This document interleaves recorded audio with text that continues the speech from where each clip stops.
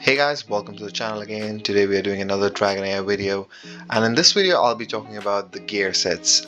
So there are a lot of different gear sets, and since most of the dungeons are now available, especially the early joiners to the servers, I want to give a brief guide on how you want to gear your champions, what is the difference between rare gear and epic gear, or some of the people might even be having legendary gear by now. If you have a lot of legendaries, you can farm stage 9s of a lot of, I think, all of the dungeons that are open right now.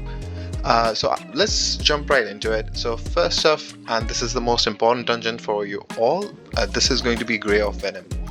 So when it comes to damage dealers in this game, there are a lot of different type of damage dealers. Any other gacha that you play, you usually have build them with most attack, 100% crit rate, and as much crit damage as possible. But in this game it's different, and depending upon what champions do you use, who is it in your main team, these can vary a lot. So let's take a look at the gear sets for rare. The rare set is pretty basic. As you go up in rarity, there are more bonuses that are added to this. So right now on rare gear you only get 2 piece effects, which is attack 15%. Secondly, the level that you can roll up a rare gear is lower than the epic, and epic is lower than legendary. So a rare gear can only be rolled up to 12. So if you're looking for attack percentage chest, it's only going to go up to 25%. So that's one of the disadvantages of rare gear, but this is a progressive game. So during the season, especially when you reach the mid-season, which is like a month and a half later, you will have plenty of epic gear, and you will be getting legendary gear by then as well. Whether you're free to play, mid spender, heavy spender can have legendary gear right now, but you will be getting a lot of different type of gears overall.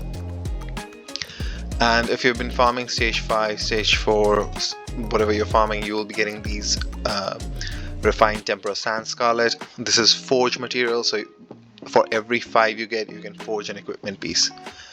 So what we are basically looking for in this set, so this is a pure damage set. If your champion does not have any derived damage, it's a pure DPS unit.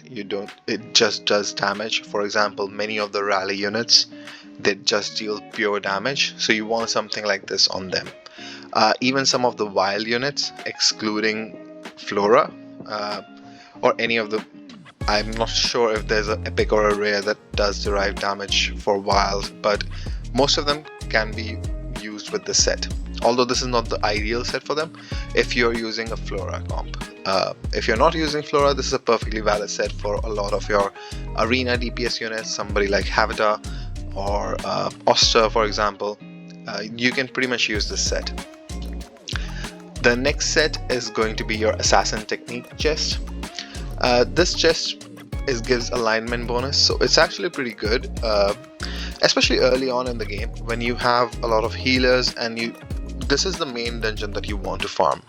There are 2 reasons for it. Is the amount of champions, amount of DPS units you need in this game is regularly a lot. As you progress through the content, you will get more and more, and it's also very RNG driven. For example, if you have a support unit, you can put either an HP percentage chest on him or a defense percentage chest on him. You can get away with a lot of different things, but with a DPS unit you want either an enlightenment chest if they're dealing derived damage, or you want an attack percentage chest. So this chest can actually be used on a lot of support healing units that does have scale. There are a few rare units that do not require enlightenment, but most of the healers do require enlightenment. So whatever I say, like all or anything like that, just don't take it literally. There are all exceptions every time. So this set is actually really useful for any derived damage dealer, or even if you have a poisoner. This set is really good. You can use this on somebody like Ogok, who does healing based off his attack and enlightenment. So this set is very viable early game, and even late game. Then you will probably get the legendary gear version of this, which is the Platinum Knight quality set, and this you want the 3-piece bonus as well on this. But we're going to talk about the legendary gear once I think the first month is over. They boost the legendary material drop rate, so we will be getting a ton of legendary gear. So I'll drop another video explaining the legendary gear when more people have access to it. The people who have access to it now are already way ahead than others. So the next set is the Predator set.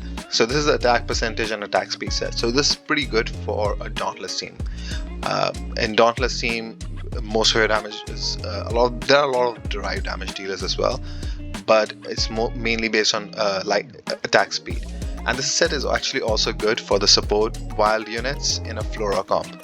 So once Flora does her ultimate, you want the wild units to hit as much as possible in that 10-second window right after her ultimate.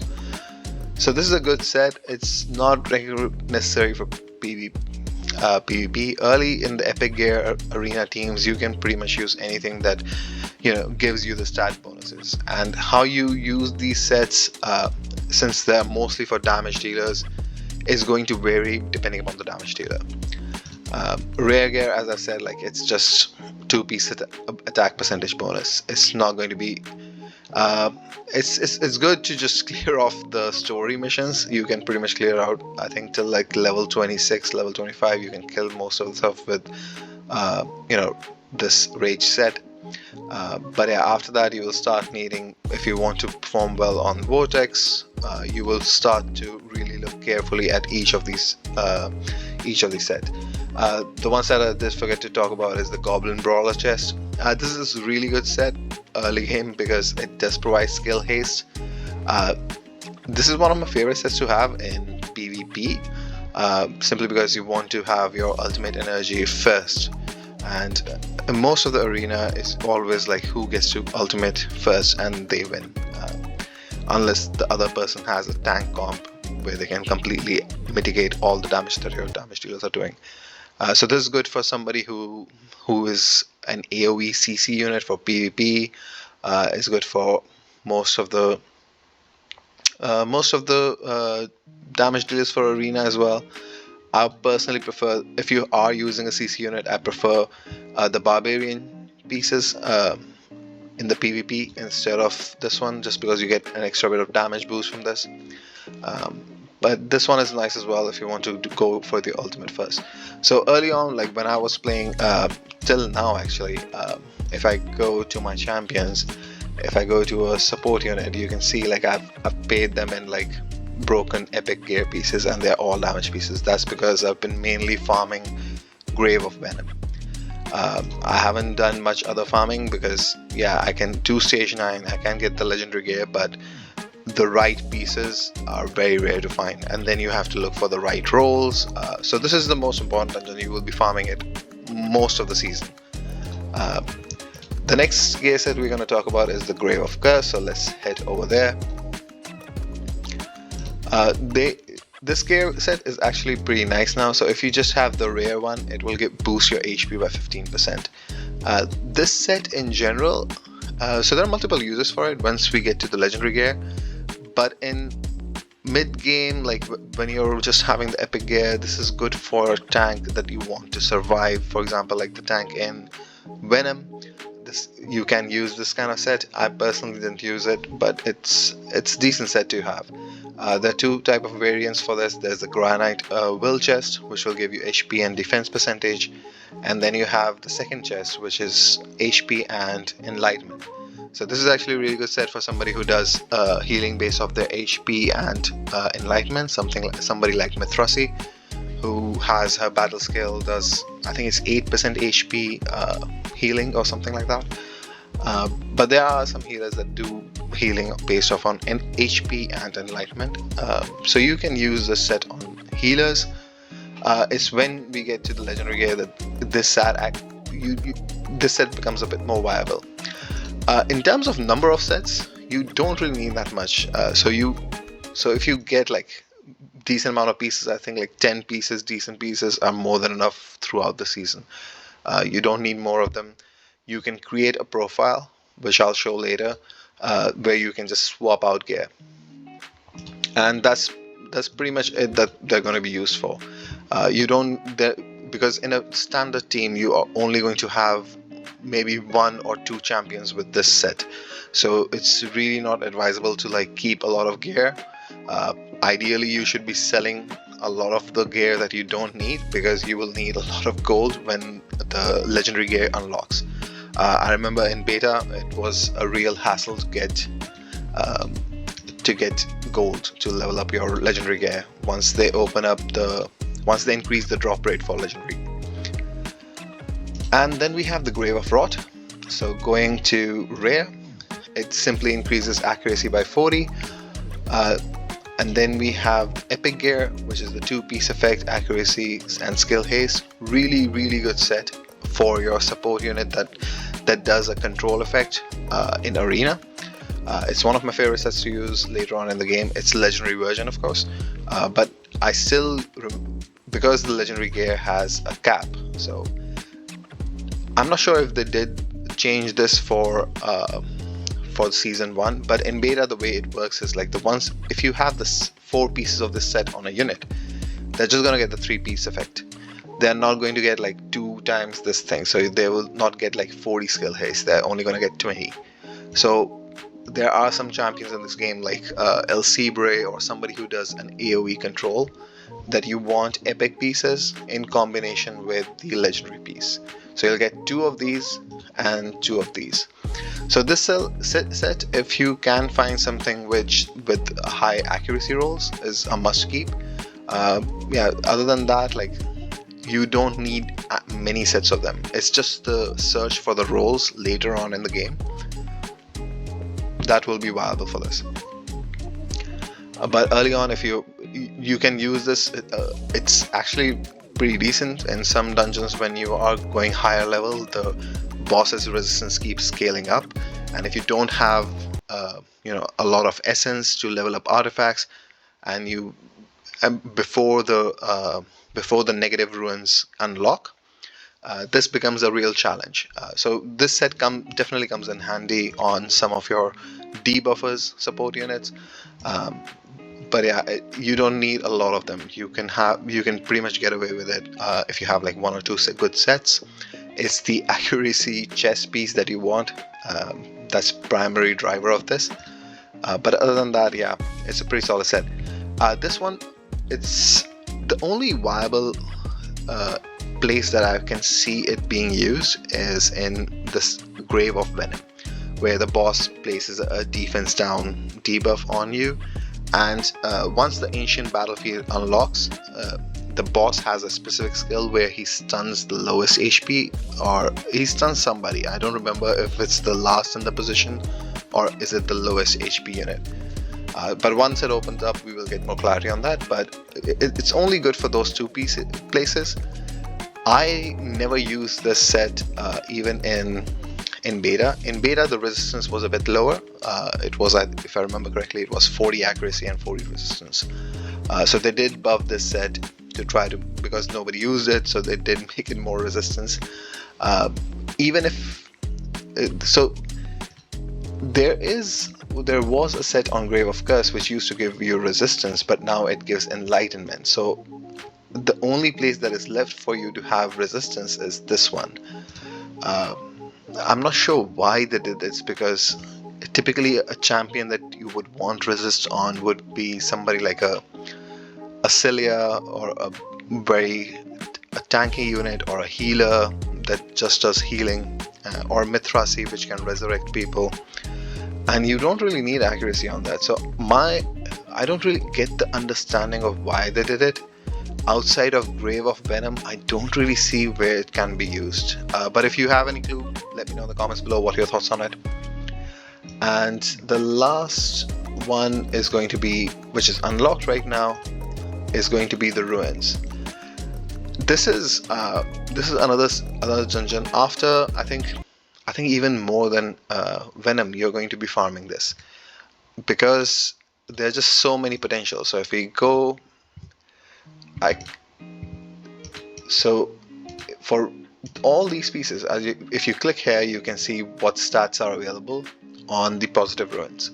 The negative ruins is going to unlock when we hit 5-star. I think it's like level 30 or level 29. I don't remember when we hit it, but we will get this negative ruin later in the game. And rare, the only difference between rare, epic and gold is that you can level up gold to level 20. The rare is going to go to 16 and the rare is going to go to 12. That's the only difference, and that actually carries over to everything else. And interestingly, if you see here, right, you can get a ton of different items. The most important would be you're looking for either attack, crit damage, enlightenment. HP defense is going to drop a lot, but you don't really care about that. In terms of why you would be farming this the most, so for example, like if you're doing a PvP a lot, or even if you want to set up some records for PvP, what you want is like perfect rolls, and that's where all this game is. So for example, like right now I am farming this to get an enlightenment fire ruin, and I don't have a single one. I got this one today, I guess, but yeah, you see, like I want attack percentage rolls on this one. So the attack speed is good, so I'm gonna roll it to 12, see what rolls. And I didn't get attack percentage, but still decent. I mean, beggars can't be choosers, right? I don't have anything else. So this is why it's so important. And in PvP, for example, if we go to somebody like El Cibre, what you would want is like, okay, I don't care what these are for El Cibre. What I want is skill haste. So skill haste reduces the time it takes for your skills. So in this case, I have 20 skill haste right now, right? So it's going to reduce my time by 6 milliseconds. Not much, it doesn't look like much, but the more skill haste you have, you will go first. And in arena, it's all about going first, unless you're building a tanky defense unit. But especially in live arena, there's no getaway from this. You want to go as fast as possible. So skill haste is really important. So you want a ruin that has the most skill haste. So I can go right here and look for skill haste. That's all I need. And the more I have here, so for example, this has accuracy and skill haste, so there's a no-brainer, I'll just put it. So it did 32, so it raised my skill haste by 12, and it dropped it, if you see. So it dropped by like 0.228 or 26 seconds. So these minute seconds, they count for a lot of wins and losses. For example, I was playing against somebody in arena, and I think they were using Tamar, and I was also using Tamar, and they were at 80, I was at 81, so I went first just with that one extra skill haste, and I won. If I had 80 and they had 81, they would have won. So skill haste is really important, and that's why you just gotta search for this more and more skill haste. There's no really getting away from it.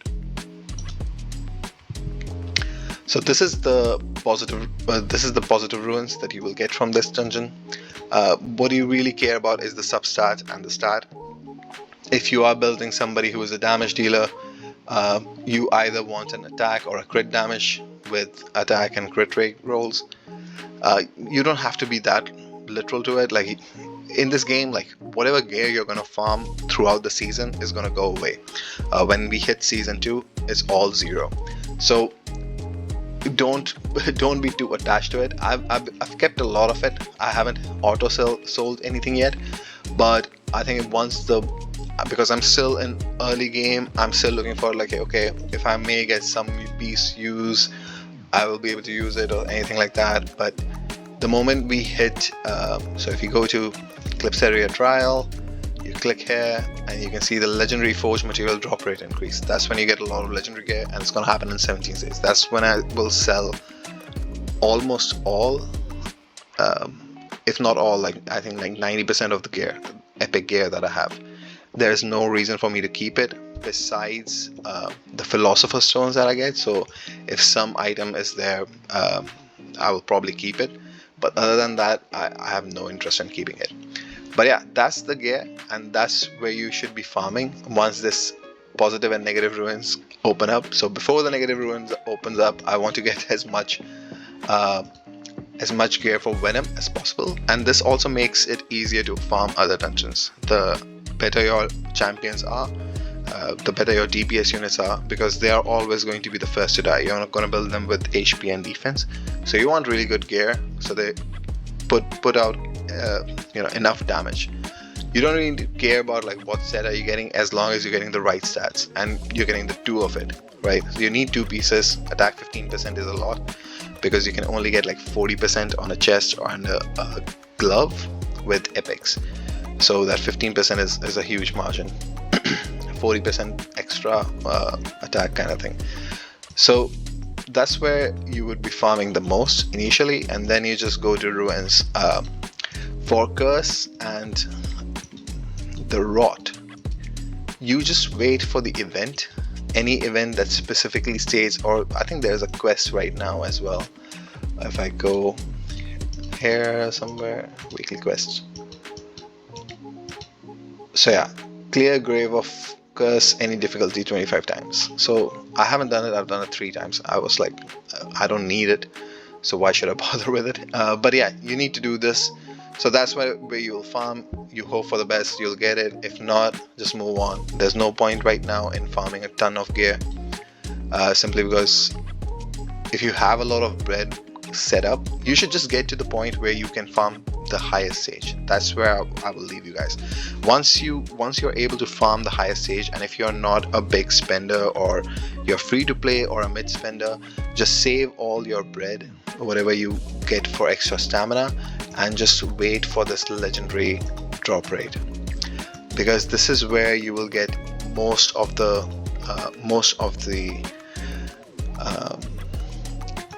gear. So yeah, but if you have any questions, let me know in the comments below. Let me know as well, like what else would you like to see. Thanks for watching. Hope you guys stay healthy.